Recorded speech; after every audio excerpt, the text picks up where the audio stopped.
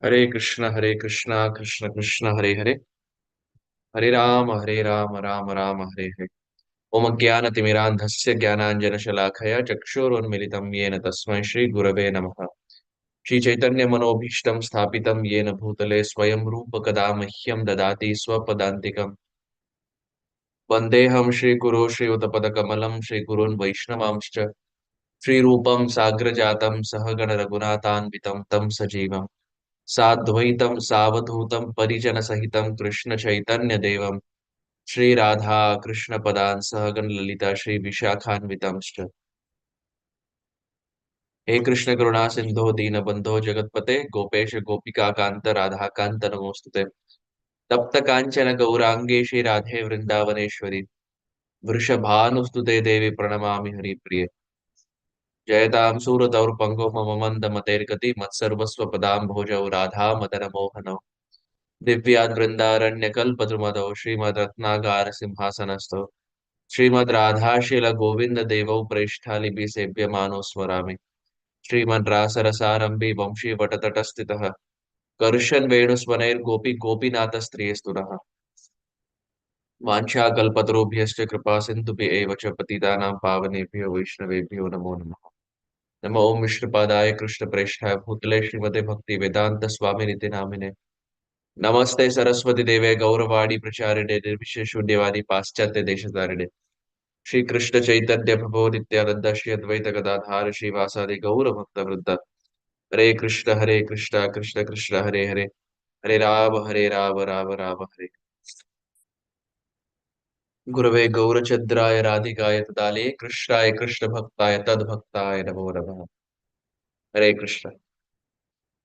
Thank you so much for joining our reading of the Sri Chaitanya Caritamrita.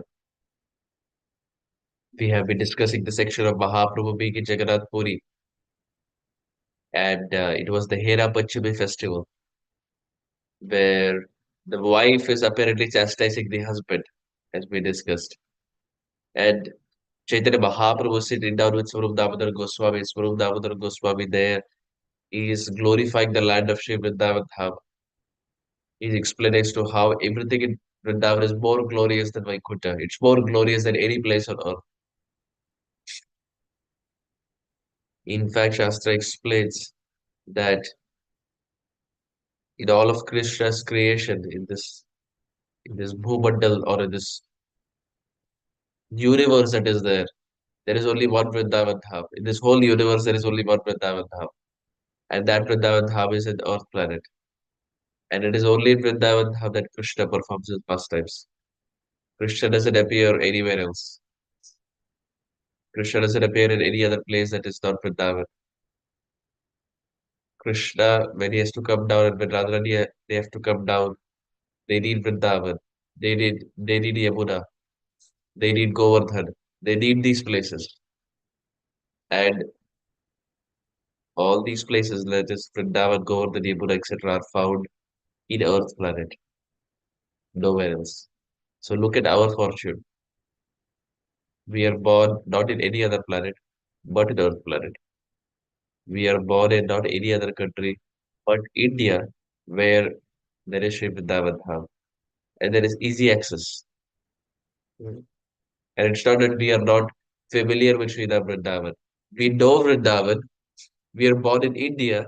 We are born in Earth planet, and these are the only places where Krishna comes down and appears or performs his pastimes. So things have been very favorable. It is explained, Prabodhana Saraswati in Vrindavan Mahimamrita very beautifully says that 1 year of Krishna consciousness in the land of Sri Vrindavan Dham is equivalent to 13 lifetimes of Krishna consciousness anywhere else in this world. 1 year of Krishna consciousness in Vrindavan is equivalent to 13 lifetimes of Krishna consciousness anywhere else in this world. And Srimad Aidrama would actually quote this. So, how powerful is Sri Vrindavan Dham? Little bhakti we do in the land of Vrindavan Dham. It has so much. तो बच शक्ति, यानी 13 साल भजन यदि कोई अन्य प्रांत में किए, वही फल वृंदावन धाम में 1 साल में प्राप्त हो जाता है। क्यों? क्योंकि वो धाम है। धाम की अलग महिमा है। हम कोई भी जगह उठाकर ये नहीं बोल सकते कि यार ये भी धाम है ना। भगवान विराजमान है, ठीक है, लेकिन श्रील रूप गोस्वामी कुछ विशेष महिमा बताते हैं। He puts dham vas as one of the limbs of Krishna consciousness, one of the 5 limbs of Krishna consciousness of the 64. And that dham is Sri Vrindavan Dham, Sri Mayapur Dham, Sri Jagannath Puri, etc. These places are very, very powerful. Krishna doesn't pick any other place apart from Vrindavan. Gauranga Mahaprabhu doesn't pick any other place from Navadvipa Nadia. And Jagannath, of course, Jagannath Puri. Krishna doesn't come to Mumbai and perform his pastimes. Mahaprabhu doesn't go to Hyderabad and do some pastimes. No. They may travel, but the place of appearance is pretty fixed where they want to be. So dham is something that we should all aspire to go as much as possible. Sometimes I've seen that maybe not in India. I've seen that in the Western world, maybe also in India. I'm not sure that it's been about 5 to 7 years. Devotees say, "I have not been to Vrindavan, Prabhuji. I have not been to Mayapur. I have not been to Jagannath Puri." 5, 7, 10 years. Sometimes I have heard devotees say, "The last time I went to Vrindavan was about 10 years back."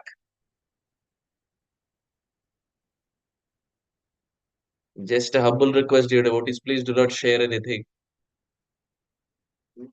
Just please do not press any button. Just kindly keep hearing.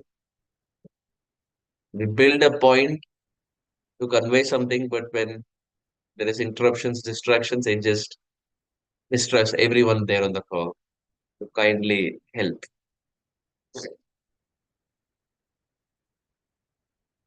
I just forgot what I was saying. Anyway, we were talking about Vrindavan Dham. So Srila Rup Goswami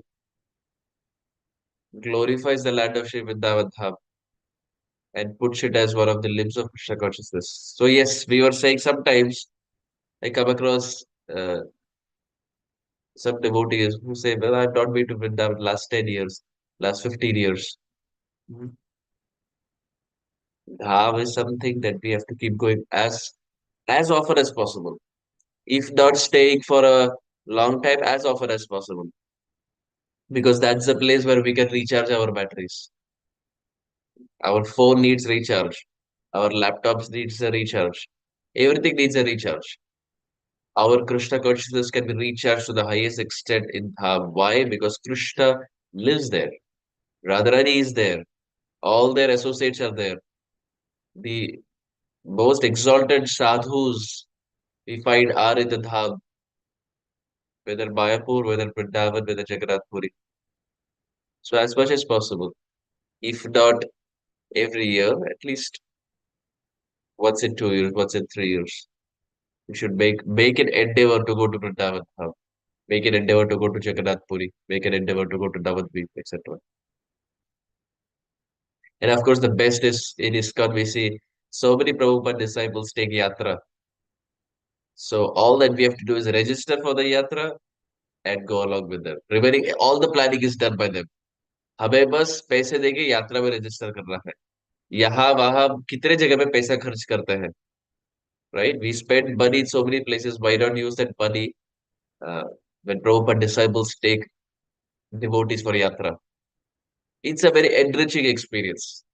I remember I had been in one of those yatras with Sripad Dinabandhu Prabhu, who was so fond of Vrindavan Dham, who lives in Vrindavan Dham, Prabhupada disciple, so fond of Vrindavan Dham. So when we go with Prabhupada disciples, or when we go with those who are pretty advanced to the path of Krishna consciousness, they open up the dham for us. In with our endeavor, we may be able to see something, but as Srila Prabhupada Bhaktisiddhanta Saraswati Thakur explains, that is nothing more than eye exercise. No, eye exercise just to blink our eyes. So Srila Prabhupada Bhaktisiddhanta Saraswati Thakur would say one time when he was giving a class in Gaudiya Math, one devotee came and he sat in the class of Srila Prabhupada Saraswati Thakur. And at one point, when the temple opened, he got up and he started looking at the deities. He went ahead and started looking at the deities. So Prabhupada Saraswati Thakur, after some time, he said, he looked at devotee and said, how was the eye exercise? So he said, Gurudev, eye exercise? Srila Saraswati Thakur said, here I am speaking about Krishna. I am giving Krishna to everyone. And you are leaving that class and going in front of the deities to look at the deities. You think you can see Krishna without hearing about Krishna? This is nothing more than eye exercise. You're simply doing eye exercise. So Srila Saraswati Thakur was making this point that Katha is the means to get Krishna. Especially if Gurudev is giving class or some very senior sadhu is giving class, we do not get up midway and go to take darshan because Krishna himself says, my devotees are superior than me. Mad bhaktya punyamedika. Krishna says, my devotees are worshipable. They are more worshipable than me, Krishna says in the 11th canto to Uddhav. So, same point is applied to Vrindavan Dham that on our own accord, we may see the places, but it's just an eye exercise. But when we go with sadhus who are pretty advanced in the path of Krishna consciousness, they open up the dham for us. Just like Srimad Bhagavatam can be opened by a devotee. There are two types of Bhagavat, Bhakta Bhagavat, Grantha Bhagavat.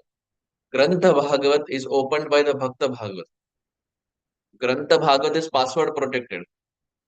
Srimad Bhagavatam or these literatures cannot be understood by our own material understanding. Just because we know English and we have studied in a good school or good college doesn't necessarily mean that we can understand Shastra. This is primarily the reason why Prabhupada wrote Bhaktivedanta purports in a comprehensive manner so that devotees can understand. But still, that also needs to be understood with the help, with the aid of superior Vaishnava. So Swarup Damodar Goswami during the Panchami festival is profusely glorifying Sri Vrindavan Dham. And Chaitanya Mahaprabhu is like a humble student.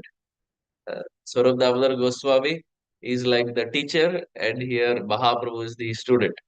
Very often, very rare you find Chaitanya Mahaprabhu. He is in the mood of a student, and he allows his devotee to be a teacher.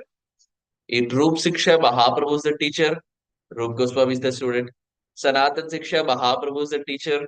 Sanatan Goswami is the student. With Raghunath Das Goswami, whatever little he spoke, Mahaprabhu is the teacher. Das Goswami is the student. Prakashananda Saraswati, Mahaprabhu is the teacher. Prakashananda Saraswati is the student. Sarvabhauma Bhattacharya, Mahaprabhu is the teacher.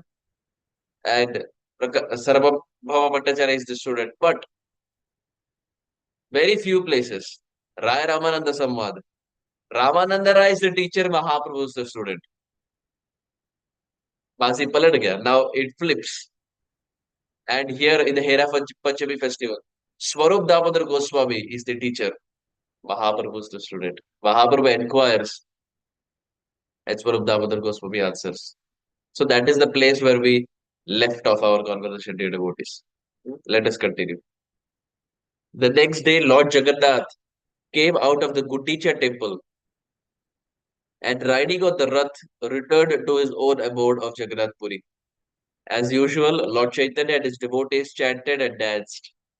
During the Pandu Vijay ceremony, while Jagannath was being carried, a bunch of silken ropes and cotton pads broke due to his weight, and the cotton floated into the air.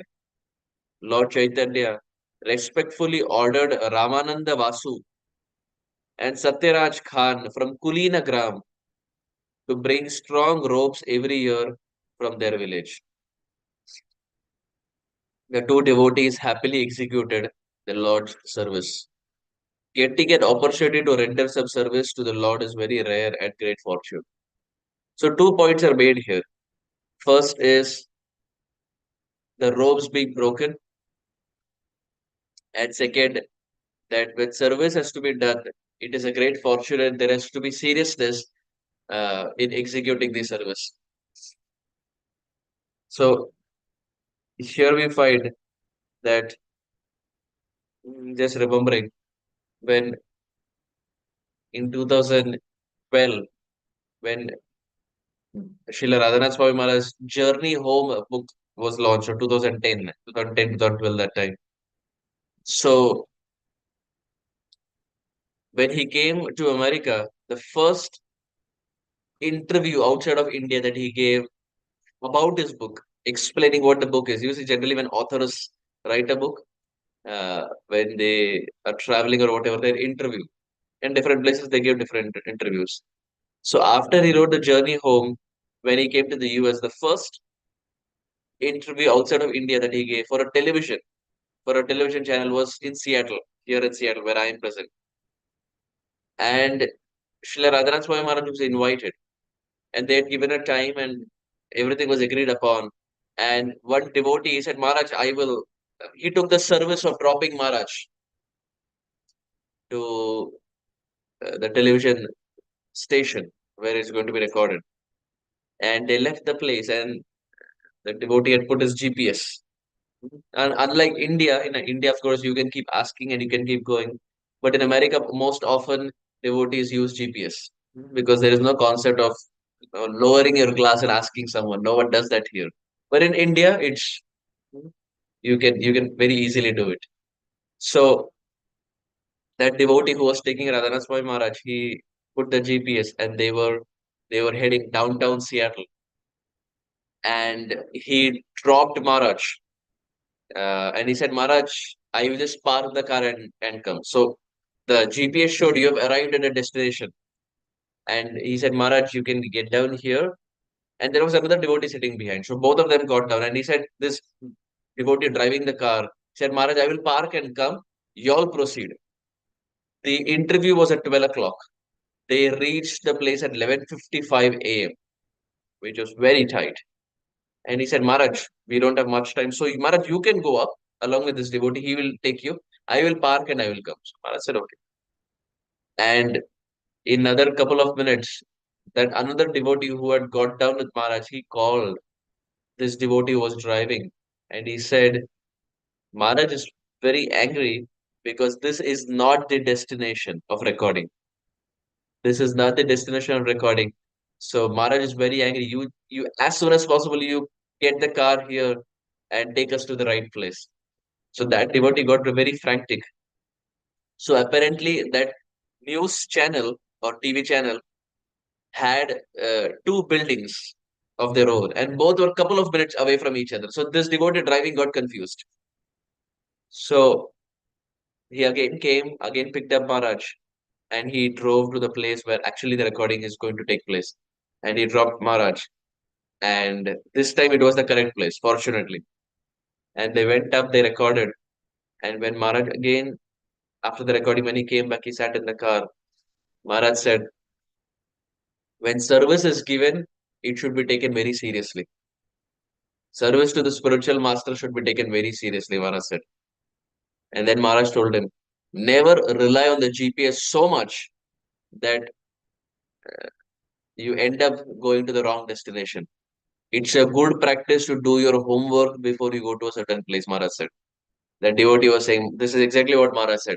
It's good to do your homework before going to a certain place. Not that we are so dependent on the GPS that we end up reaching the place late.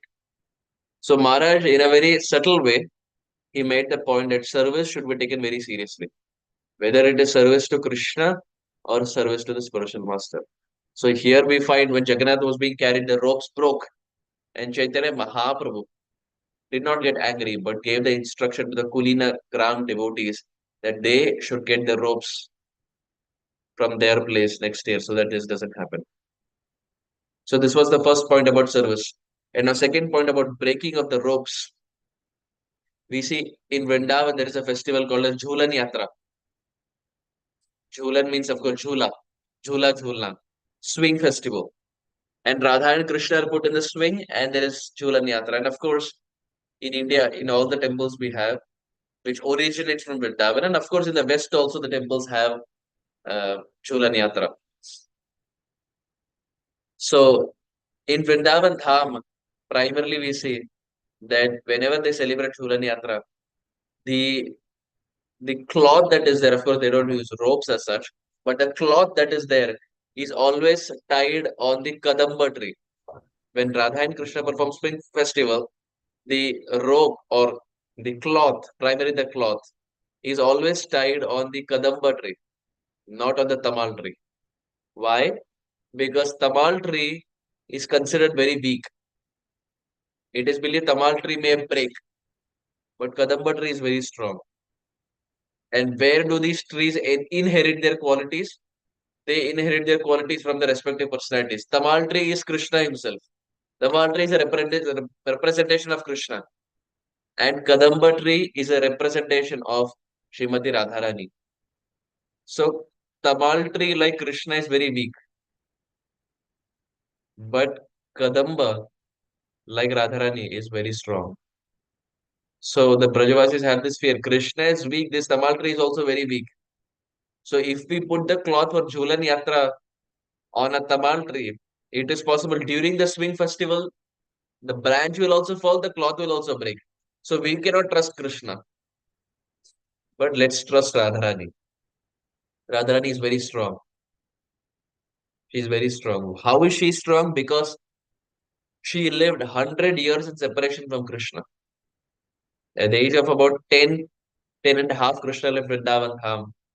And they next met at Kurukshetra when it was more than 100 years after. Krishna became Mathuradish, he became Dwarkadish, he had so many queens. Krishna's life changed drastically. But Srimati Radharani was still the same simple girl. The Brajavasis are very strong because they endured the heartbreak of Krishna leaving Vrindavan Dham, not knowing when he is going to come. So the Kadamba tree is considered very strong like Srimati Radharani. And this is why in Vrindavan Dham, when they do Jhulan Yatra, the cloth is always tied on a Kadamba tree, not on a Tamal tree. At Jagannath Puri, Lord Chaitanya would take darshan of Lord Jagannath from beside the Garuda Stambha and offer his prayers. This one point we often see. When Chaitanya Mahaprabhu was in Jagannath Puri, he would never go near the Lord and take darshan. You know, generally how we do, we go near the Lord, Radha Shamsundar, Radha Madhav, or any of our local temples. We go near and we take darshan. But Chaitanya Mahaprabhu never did that. Why?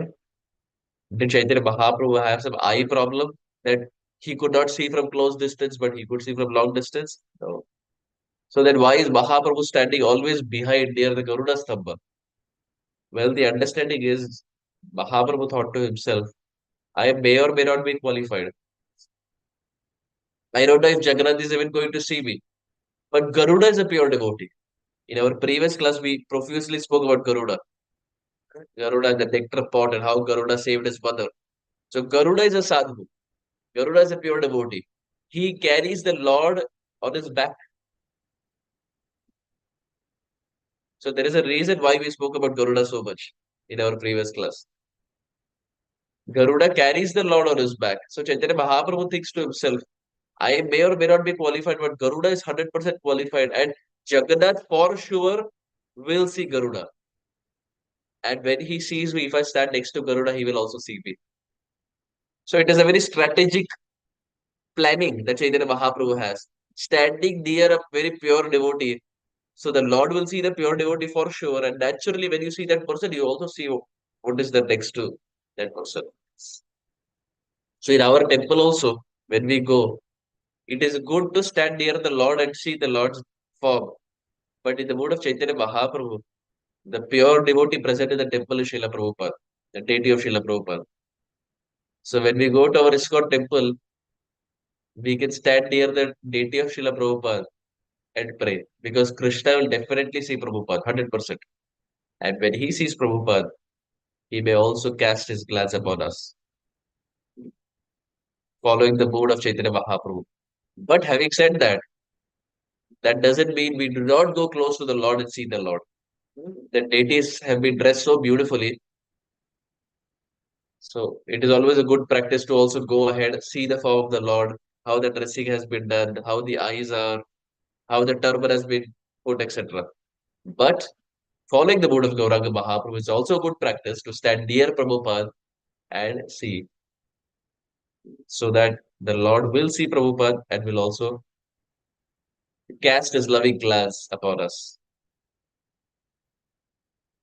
Chaitanya Mahaprabhu would stand near the Garuda Stambha and offer his prayers. Then, after the Upala Bhog offering at noon, he would meet Haridas Thakur at Siddha Bakul and return to his residence at Kashi Mishra's house. Sitting in his room, he would chant on his beads. Advaita Acharya used to worship Lord Chaitanya, who would also worship Advaita in return. They both would respect each other. Advaita would repeatedly invite Lord Chaitanya for meals. Other devotees also invited Lord Chaitanya for lunch day after day. The Bengal devotees remained at Jagannath Puri for 4 months, Chaturmasya, and observed all of Jagannath's festivals with great pleasure. The Chaturmasya, Chatur means four, and Masa means month. 4 months, traditionally, our Shastra explains that sadhus or sannyasis over there, dear devotees, please hear this. The 4 months of Chaturmas that would normally be there, the sannyasis would never travel. They would stay at one place and they would intensify their bhajan. Why? Because one understanding is it would be rainy season. And during rain, the sannyasis do not travel as such. So they prefer to stay at one place and increase their bhajan as much as possible. But at the same time, as they are in one place, they would also during the 4 months refrain from eating certain specific kind of foodstuffs. Every month they would refrain from eating something. The first month would be spinach, and then it would follow. There would be yogurt in the second month, there would be milk in the third month, and then there would be urad dal in the fourth month. So 4 months, one foodstuff is avoided. Now, as far as spinach is concerned, the first month starts with spinach. The the understanding why sadhus would not eat spinach during Chaturmasya, and Chaitanya Mahaprabhu would follow it very strictly. The understanding why sadhus or sannyasis would not eat is during rainy season. Traditionally in India, we find the spinach is underground, and during rainy season, the mud is all filled with maybe worms and so many other things. So it's not considered edible for the human body because the weather is not conducive, and naturally that foodstuff is also not conducive, and that's why traditionally in India, the first month spinach was always avoided, and subsequently some other foodstuffs in the remaining months. But the broader understanding is now someone living in America may say, well, in America, things are very clean. Spinach is naturally very clean. So why should I even follow it? This is good for India because in India, you don't know how things are grown and there are insects and worms. But in America or in Western world, fruits and vegetables are very, very clean. So why should I follow Chaturmas? It's maybe meant for devotees in India. But the broader understanding is irrespective of whichever country we live in. Srila Rupa Goswami in Upadeshamrita explains, Vacho Vegam, Manasa Krodha Vegam, Jivha Vegam. He says Jivha Vegam, controlling the tongue. Udara Upasta Vegam. He emphasizes that devotees should also learn this a habit of controlling their tongue. Vacho Vegam, there should be control of speech. Manasa Vegam, control of the mind. Vacho Vegam, Manasa Krodha Vegam, there should be control of anger. Jivha Vegam, there should also be control of tongue. There should not be excessive eating. Iti uti dhai, Shishna udara parayana Krishna nahi paye. Jagadananda Pandit says, Jivhara lalasa hai iti uti dhai, Shishna udara parayana Krishna nahi paye. Prabhupada quotes this in Nectar of Instruction. Jivhara lalasa hai, for gratifying our tongue, if you're running here and there. Srila Gaur Maharaj, in a very funny way, he would say, that, oh, here I'm getting Pani Puri or Golgappa, that it is all said. Or here I'm getting jalebi. Here I'm getting dhokla. Or here I'm getting that. Here I'm getting Khandvi or whatever. Jivhara lalasa hai iti uti dhai. If the person is running here and there from one place to another just to satisfy his tongue with no control on the tongue, Shishna Udara Parayana. This is number one. First is no control on the tongue. Second, Shishna Udara Parayana. And no control on the genitals. Krishna Nahi Pai. Prabhupada quotes is very emphatically in Upadeshamrita and says that person doesn't get Krishna. If there is no control on the tongue of what we are eating and how much we are eating, Krishna Nahi Pai. One will certainly not get Krishna. So that same point is understood in Chaturmasya. Prabhupada in Sri Chaitanya Caritamrita Madhya Leela, in one of the purports, Madhya Leela chapter 4, from what I remember. I can put that, I can share it, and the devotee can put that in the group, WhatsApp group. Prabhupada there he says the 4 months of Chaturmas is mandatory for everyone. Prabhupada writes this. Prabhupada doesn't say in the Western world it can be exempted, only in India we should follow. Prabhupada said it is mandatory whether one is a brahmachari, grahastha, vanaprastha, sannyasi. It is mandatory for all four ashrams to follow this 4 months of Chaturmasya. First month refraining from spinach, second month refraining from yogurt, third month from milk, fourth month from orata. Why? Because this helps the devotee put some control over the tongue. Otherwise, Ekadashi is the only day where we put control. That also nowadays, Ekadashi, there is pizza, pasta, lasagna, this, that, etc. So olden days, at least Ekadashi, there was a check. But now, in Ekadashi also, we have kuttu ka atta and then dosa and everything comes. So gone are those days where even Ekadashi was an austerity. So these 4 months at least of the Chaturmasya, the sincere practitioner, a sincere sadhaka refrains from these four things so that he can learn the art of putting control over his tongue. And it is not only for it is not meant only for sannyasis, or it is not something that's optional. It's not an optional thing, it's a mandatory thing, Prabhupada says. Prabhupada uses this word. He says it's obligatory. Everyone has to follow. And there are some other references of Prabhupada also where Prabhupada says that all four ashrams have to follow. Just like four regulative principles. There is no option to that. We don't cherry pick four regulative principles that we will do first to remaining to option. We don't do that. Or tea, coffee. If, when we join ISKCON, we follow all the regulative principles. No meat eating, no intoxication, no gambling, no illicit sex. We follow it. No tea, coffee. We follow it. Similarly, Chaturmasya is something Prabhupada says is mandatory to be followed. And Prabhupada writes that in the purport of Chaitanya Caritamrita. So it's not something that I am stressing on, but Prabhupada writes it in a purport. So if it is important, if it is not important, Prabhupada would not have stressed in a purport.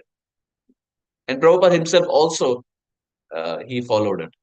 So if our health permits, if we do not have any health ailments, then we can try to do it. But if we have some health ailments, then we can see whatever works best. If we cannot remain away from milk, or South Indians, if we cannot remain away from yogurt, or whatever. So we can see. But let us at least this Chaturmasya, in another, I think 10 to 12 days, Chaturmasya is going to start. The first month is going to start.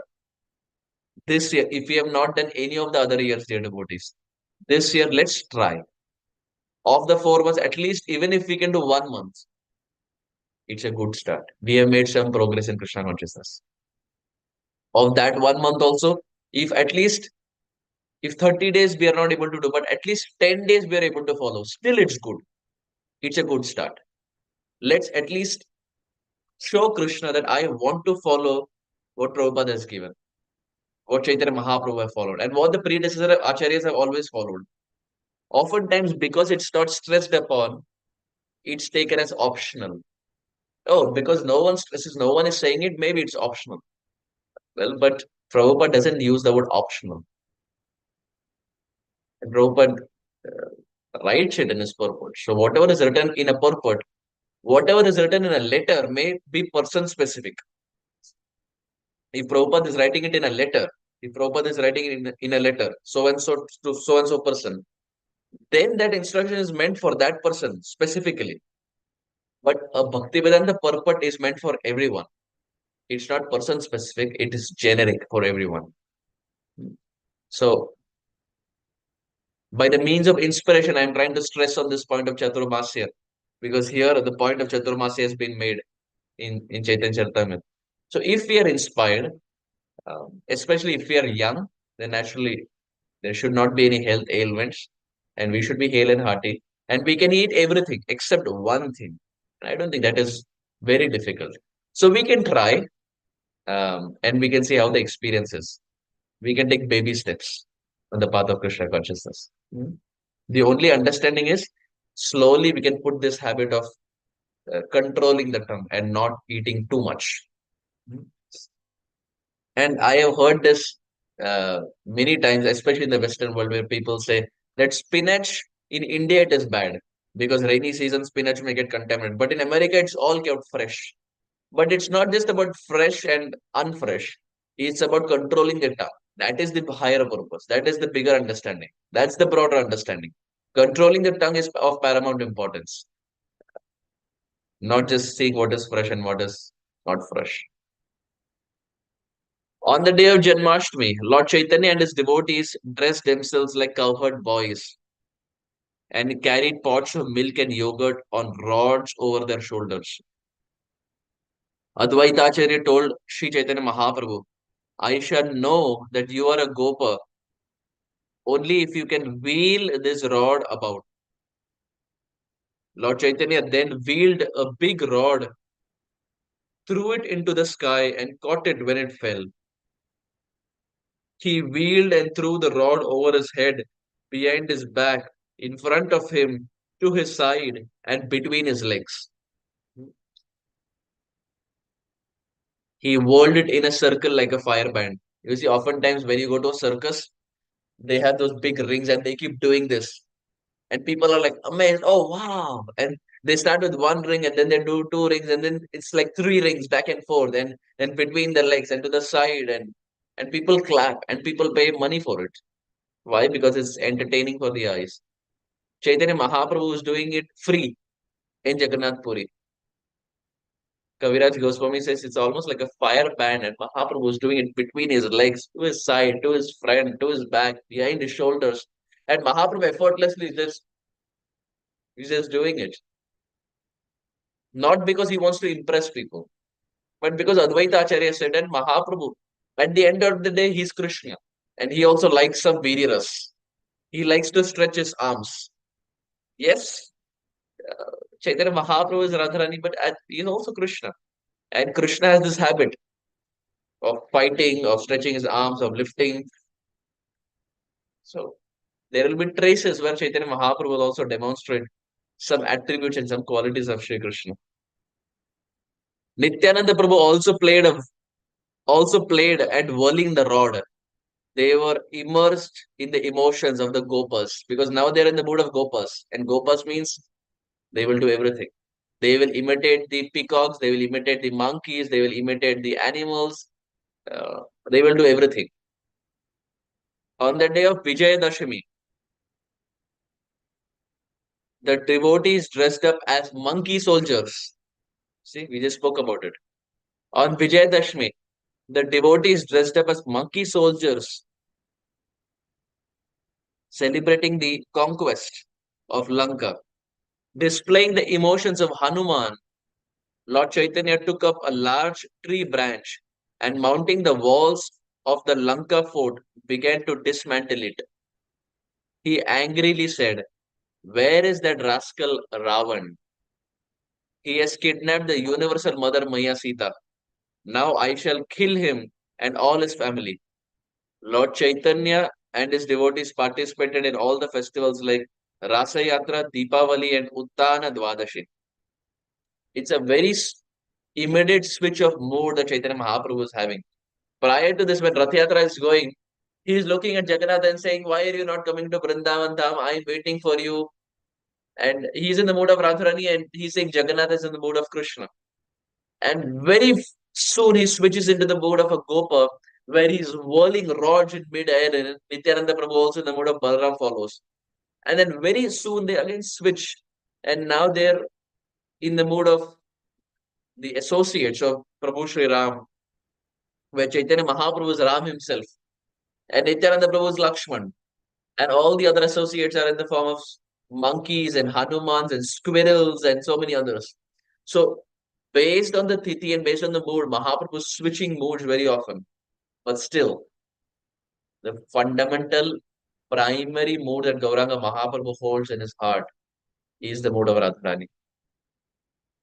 And there is nothing to debate about, or this is an undisputable phenomena that Mahaprabhu was experiencing the mood of Srimati Radharani, especially during the Jagannath Rath Yatra festival and also in the land of Sri Jagannath Puri. Having said this, we have very humbly want to stop here, dear devotees. Thank you so much for being on the call and inspiring me every single day, every single morning to speak about Sri Chaitanya Mahaprabhu. I'm very sure if not for all of you all, I would not be speaking about Chaitanya Mahaprabhu every day in the morning. But all of you all inspire me to be up in the morning, inspire me to get up, to speak something. So it's a good start to the day for me or for the devotees in the US. And of course, it's the best form of ending the day if we are in India. So morning or day, inside the house, outside the house, summer, winter, rainy, whatever the season is, Sada Hari Bole Thake. The tongue should always be chanting the name of Hari. And Hari here means Gaura Hari, the golden lion, Sri Chaitanya Mahaprabhu. So heartfelt gratitude to all the devotees for very kindly participating every single day. And ideally, we should be having more and more devotees being present here. Hmm. From 20 to 30 to 40, it should go to 50 and 60 and 17. More and more devotees should be there. More the number of devotees, more there is inspiration for one another to hear and chant about Sri Chaitanya Mahaprabhu. So thank you once again. Gaura Premanande. Hari Hari Bol. Hare Krishna.